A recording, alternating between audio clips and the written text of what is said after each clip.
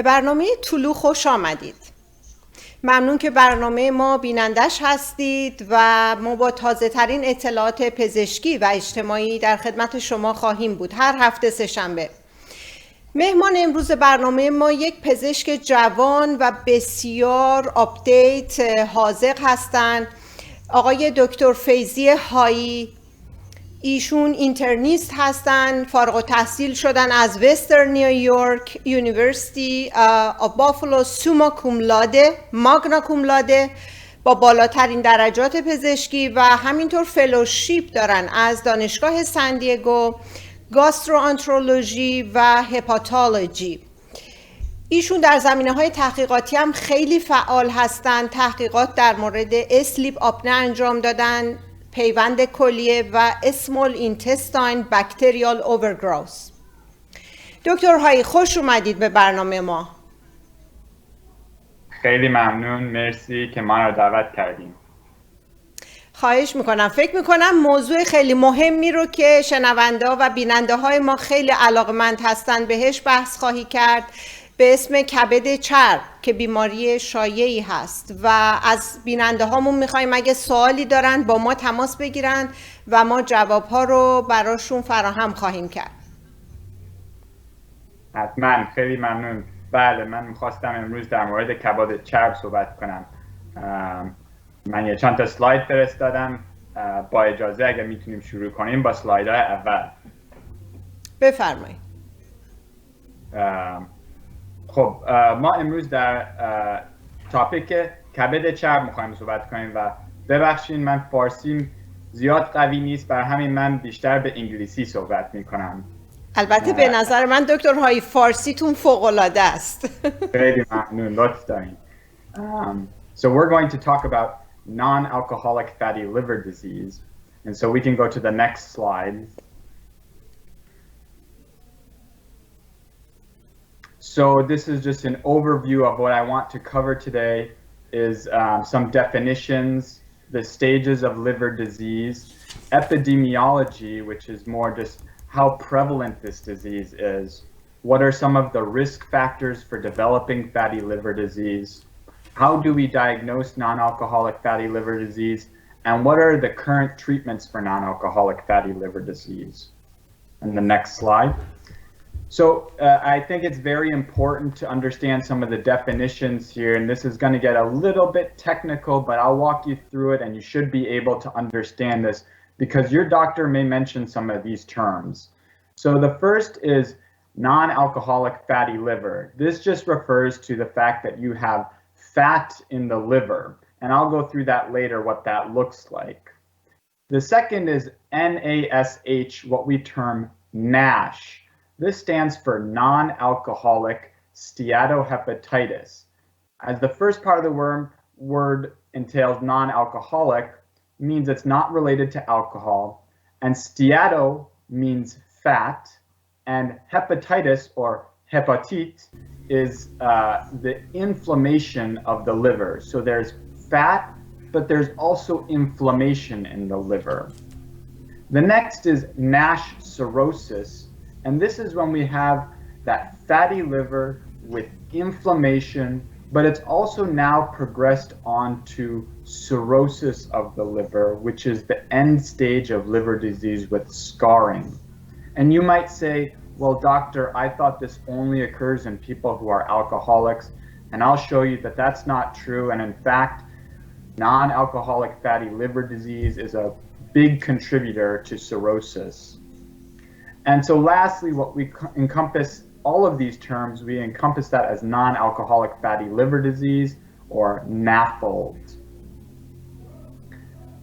So we can go to the next slide. And so, you know, this is a little bit, sorry, a little gross, but I want to kind of just show you the picture of what a fatty liver looks like. And so on the left-hand side, we see a normal liver.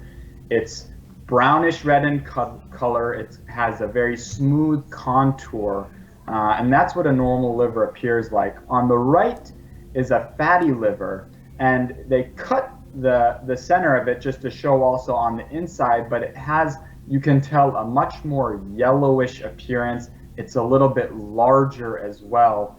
And that's what happens when fat deposits in the liver. It becomes larger, it gets yellowish in color. And so you can see there's a clear difference in these livers.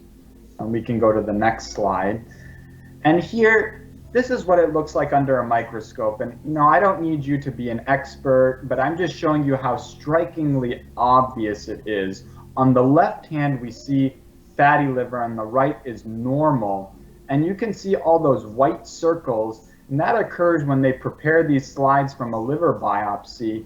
The fat washes away and leaves behind these white circles. You can see how prevalent that is in that liver where it's all filled with fat. Whereas on the right, it's a normal appearing liver. You don't see all those white circles. We can go to the next slide. And so this is really important here, and this is the different stages of liver disease. So on the far left, we have the healthy liver. So, the liver that's healthy is a normal liver like I showed you just in the couple slides. But what can happen is then this can turn into fatty liver, and I'll tell you the reasons why that occurs. And that's when the liver gets filled with fat, it turns yellow. A fatty liver can go back to being a healthy liver through different treatment and lifestyle modification, which I will discuss later. And that's reversible, as you can see on the top there. But it can also progress, and it can progress to fat and inflammation in the liver. Again, the term I discussed with you earlier called NASH. Now, again, that NASH is reversible, and it can go back to just fat with no inflammation and even back to a healthy liver. Unfortunately, over a long period of time, and this occurs over years or decades, if you have ongoing inflammation and fat in the liver, you will eventually develop, or a certain population of patients will develop, cirrhosis of the liver. And that's when you get scarring of the liver. You can imagine if you get a cut on the skin, you always see that little white scar there. And the same thing can happen in the liver. And once the liver is filled with too much scar tissue, that's when it becomes cirrhosis. We can go to the next slide. And so this is a flow chart here just kind of showing how many people are at risk for this. And about 25% of the population in the United States is at risk for some kind of fatty liver damage. And that's probably because of some issues like our diabetes, the diet, and maybe the obesity that we see in our culture. And I'll talk about that a little bit further. And, it's only a small percentage of those, 25%, who then develop this fat plus inflammation in the liver. And so that's only about 5 to 6% of adults in the United States. And of that, again, another 25% probably develop cirrhosis of the liver, which is the end stage scarring of the liver. So again, about 1 to 2% of adults in the United States probably develop cirrhosis from underlying fatty liver. And the concern is that with cirrhosis of the liver, you get all of the complications of the end stage of liver disease. And you can also be at risk for what you see there, HCC, or what we term hepatocellular carcinoma, which is liver cancer. And that's something we don't want people to get. And we can move on to the next slide. And so just how prevalent is this non-alcoholic fatty liver disease? And so, one study looked at patients with non-alcoholic fatty liver disease and diabetes. They found in the United States, 50% of people with diabetes have non-alcoholic fatty liver disease. In places such as the Middle East, that was as high as 67% of patients with diabetes have underlying fatty liver disease. Now remember, that's just the fatty liver disease. That doesn't necessarily mean cirrhosis, and only a small percentage of those people will develop cirrhosis, but we want to prevent people from getting fat in the liver in the first place. And so we can go on to the next slide. And, this is the reason why I wanted to talk about this is because, it's concerning because this is on the rise. It's on the rise globally. And we can see here, these are charts from 1990 to 2015, where we see in men in the yellow dotted line, in the gray dotted line, in women, we can see that there's a steady increase in the prevalence of non-alcoholic fatty liver disease. And they broke it down here to different what they call socioeconomic classes. And we see even among all socioeconomic classes, there has been a progressive increase in this over the past several decades. And we can go to the next slide. And why is that important? The reason it's important is more people are developing cirrhosis because of this and end-stage liver disease requiring liver transplantation. We see here the percentage of people requiring a liver transplant because of fatty liver disease, and the blue bar graph shows the United States, and we see from the year 2000 where it was less than 2%, now we've gone to over 15% of the patients requiring liver transplant are patients with non-alcoholic fatty liver disease. So again, this is a very serious disease. Again, showing here, fatty liver disease is one of the leading causes of liver transplantation. We see since 2014, the red line, there's been a stark decrease in the amount of people who've been getting liver transplants and on the waiting list because of hepatitis C, which is now a disease that has a cure. However, we see that with alcoholic liver disease and non-alcoholic fatty liver disease, those green and blue lines, the number of people on the wait list for liver transplant has progressively gone up as these are becoming more and more prevalent. So, what are the risk factors for developing non-alcoholic fatty liver disease? Who are the people who develop this? Well, the number one most common reason is obesity or being overweight. And just like we develop, when we get overweight, we get fat all over our body, we get it in our abdomen, we get it in our legs, in our back, in our arms. It also deposits in the liver, as I showed you before on those microscopic images, where it can eventually cause damage.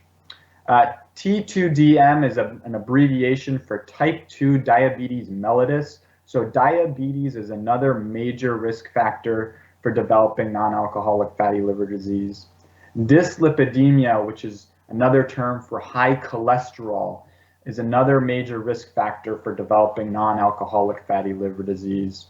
The METS is the metabolic syndrome, which kind of encompasses all of the above. It includes patients who have a very large waist, who have impaired fasting blood sugar, who have elevated triglycerides and low HDL cholesterol levels. All of those are risk factors for developing this. Now, there are, of course, other conditions that are associated with it, including polycystic ovarian syndrome, which is seen in some women, as well as some less commonly associated conditions such as hypothyroid, sleep apnea, and some less common conditions listed there.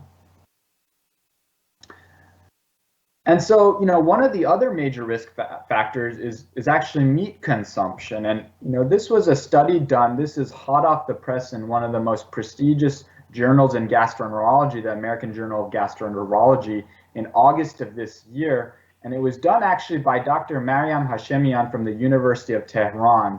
And what they did is they looked at a cohort of patients in the Golestan province of Iran. They previously had looked at 50,000 of these, and they took a random sample of about 1,600 of them. And they asked them these questionnaires, a 116-point questionnaire on their diet to really hone in on what exactly they were eating. And then all of those 1,600 patients, they did an ultrasound to see if they had fatty liver. And what they found was that the patients who were in the lowest percentile of meat consumption, red meat consumption, averaging about 4 grams per day, compared with those in the highest group at about 30 grams per day, the ones in the highest group had over 1.5 times risk of developing fatty liver. Similarly, they found those who had organ meats, things like liver, kidney, heart in their diet, they were also at much more increased risk of developing fatty liver. That OR you see there, 1.7, they were 1.7 times as likely to develop fatty liver. So, another great study showing that meat consumption, specifically red meat and organ meat, were associated with fatty liver disease. They did look at chicken and fish, which wasn't associated with fatty liver disease.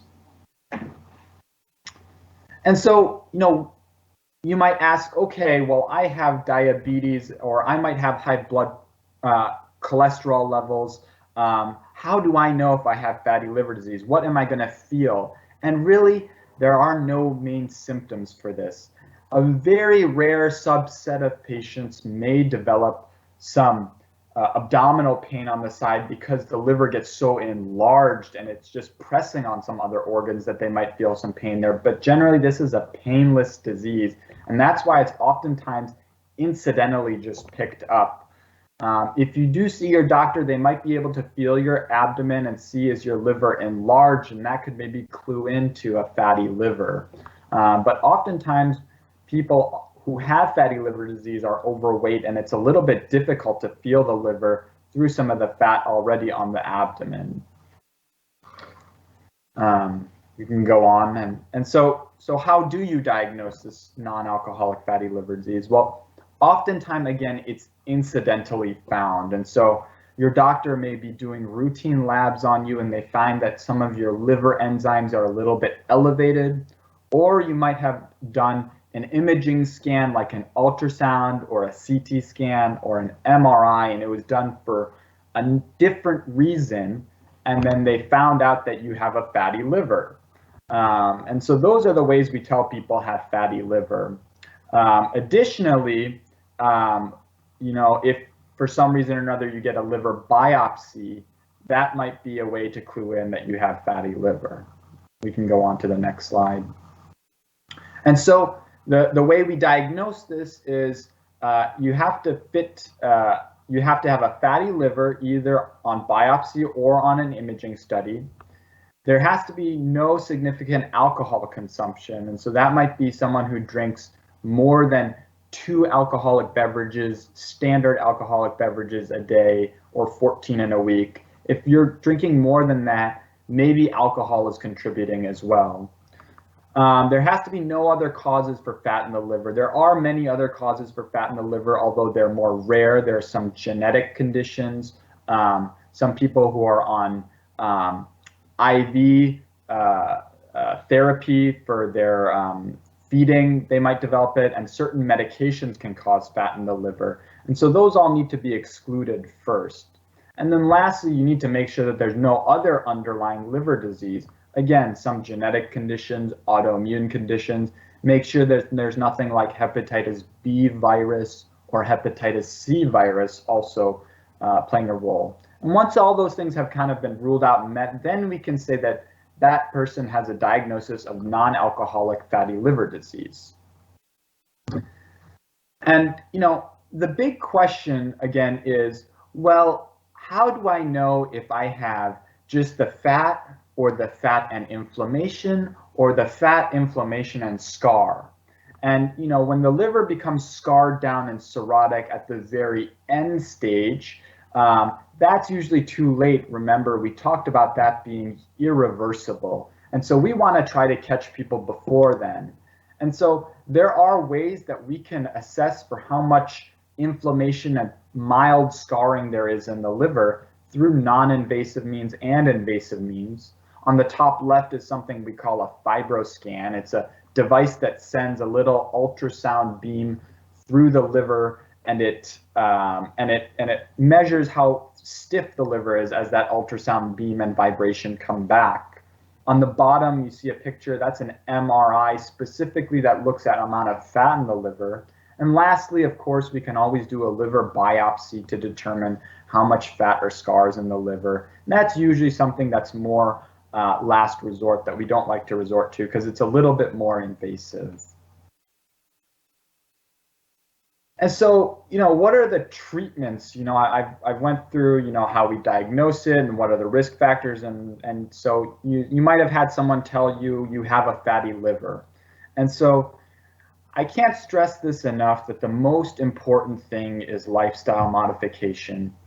As I mentioned before, the main reason for developing fatty liver is often due to obesity, diabetes, high cholesterol. So as much as we can, trying to prevent those from occurring through a healthy diet, exercise, maintaining appropriate weight. Those are all the best things that we can do. Once we've done our best with that, then we can target the components of the metabolic syndrome, which are things like diabetes, cholesterol, and whatnot. And that's when you might go to your doctor and they might give you medication to help make sure your diabetes doesn't get worse or your cholesterol get worse. Lastly, I'll kind of talk about what are specific medications that can be used to treat this fatty liver. And we don't really like to get there, but if the liver becomes scarred down, we can try to manage those complications of cirrhosis. But you see the bottom of the pyramid there, lifestyle modification is really what we want to focus on.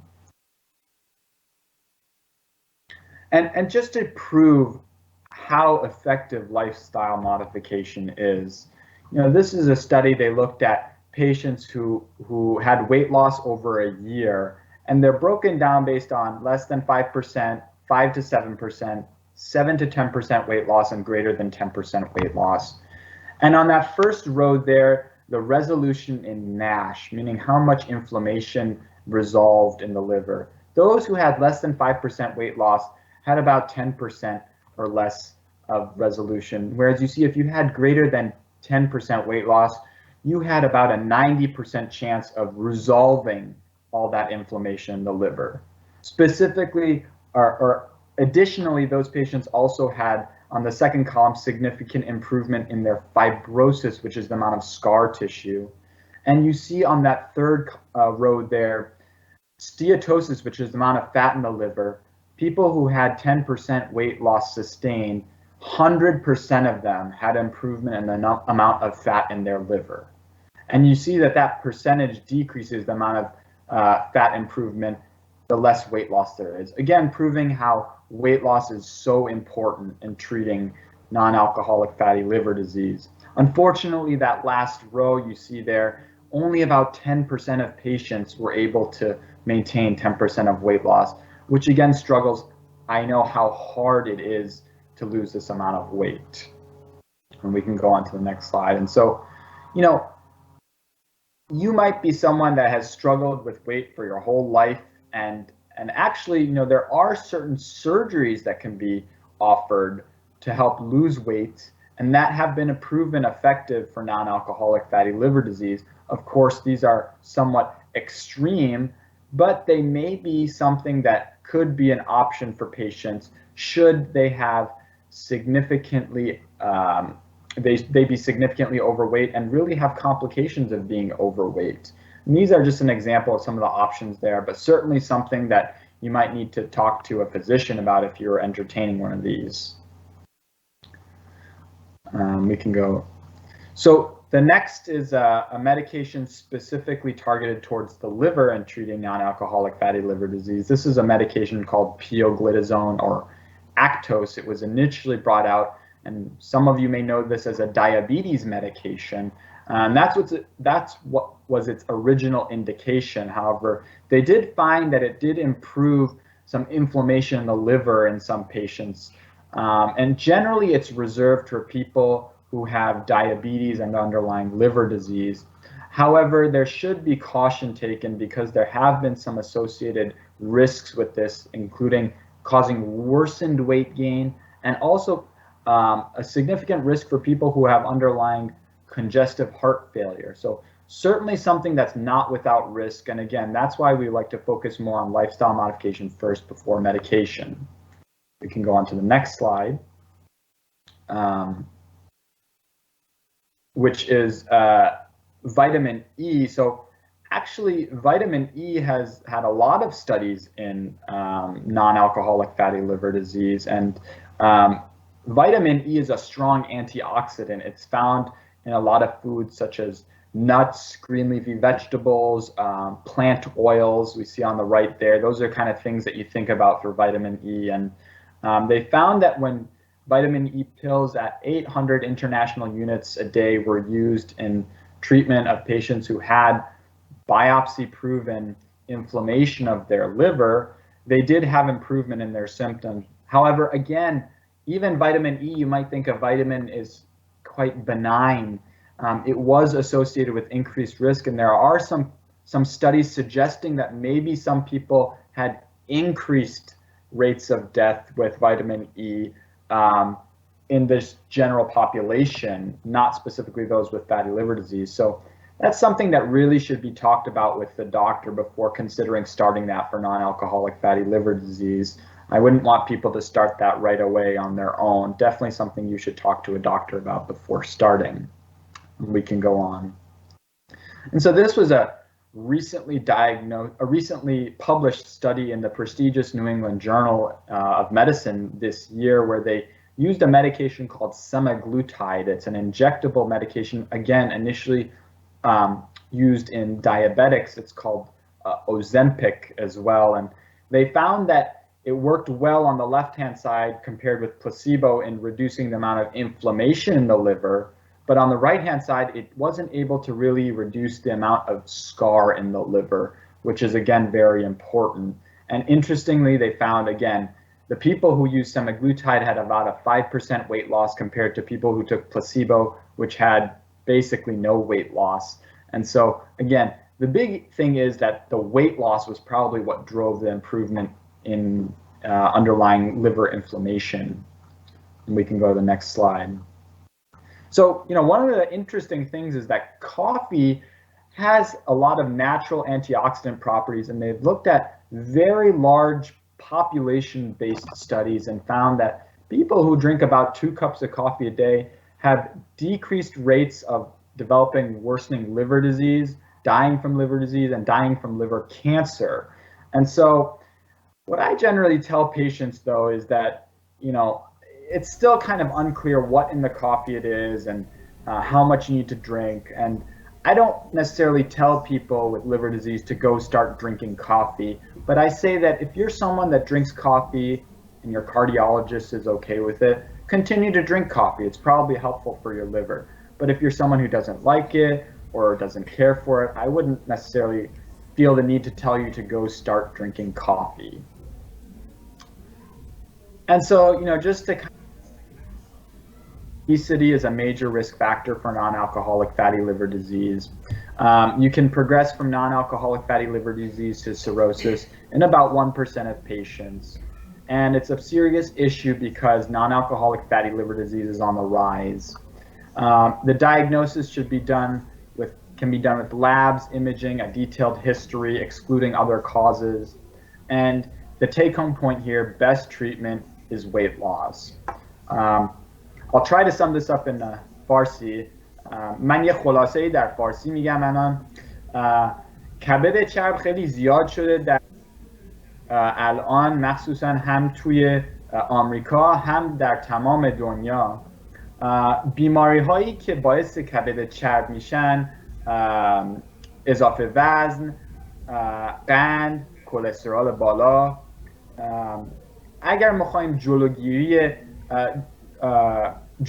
جلوگیری نکنیم از پیشرفت کبد چرب، کم کم باعث التهاب و سیروسیس و سرطان کبد میشه.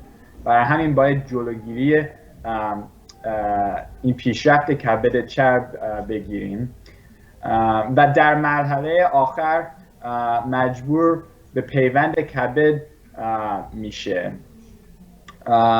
دکتر شما از طریق آزمایش خون، از اولتراساوند، از سی تی سکن، ام آر آی میتونه تشخیص بده کبد چرب. و مهمترین درمانه کبد چرب وزن کم کردن، ورزش و تغذیه غذای چرب، مخصوصا گوشت قرمز. من همین رو دارم برای امروز. امیدوارم که یه چند تا چیز یاد گرفتین و هر سوالی دارینم من در خدمت هستم. Phenomenal talk. I truly enjoyed. ممنون دکتر هایی از توضیحات قشنگتون و خلاصه فارسی که دادین که ریسک فاکتورهایی مثل چاقی، بیماری قند، کلسترول بالا، سندروم تخمدان پلیکیستیک، مصرف گوشت قرمز و تحقیقاتی که در ایران انجام شده در استان گلستان روی 1600 نفر نشون داده مصرف گوشت قرمز میتونه عامل مساعد کننده ای باشه برای این و رژیم غذایی سالم، مصرف ویتامین ای و احتمالاً قهوه میتونه کمک کننده باشه در مراحلی که برگشت پذیر هست این بیماری. سوالات خودتون رو با شماره تلویزیون کانال 1 یا 310-717-2887 310-717-2887